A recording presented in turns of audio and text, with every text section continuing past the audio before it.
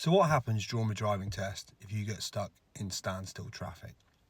So I had a learner this week who went out on test, must be about half an hour into the test, and got stuck in standstill traffic while she was on her way back to the test centre. This traffic was severe. She then sat there for a further 2.5 hours with the examiner in the car, hoping the traffic was going to clear up.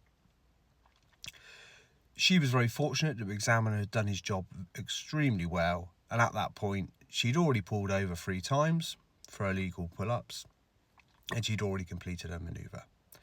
Because of this, the examiner passed her. She passed with 3 driver faults, absolutely smashed it, did a great job. However, if the examiner hadn't been on it, and she hadn't already completed her manoeuvre, hadn't already done her legal pull-ups, this would have been classed as an inconclusive test. No one's fault, just due to the circumstances. It was a bit of a nightmare for her and all, because obviously she had to spend a lot longer with the examiner than she had planned, or any of us had planned. But the examiner is an extremely nice person, which I think he made conversation the whole time.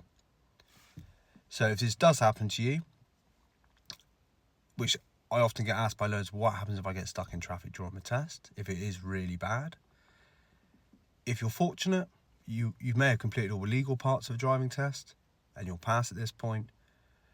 But unfortunately, if you haven't, they will can class it as an inconclusive test or an abandoned test. Very similar to if, for instance, there's a mechanical fault with a car, which I've also had in the past, where someone went and did the driving test in their own car, and unfortunately the gear stick broke halfway around. It's not a pass, it's not a fail, but they can't complete the test because the vehicle's not suitable. Any questions, please feel free to put in the comments.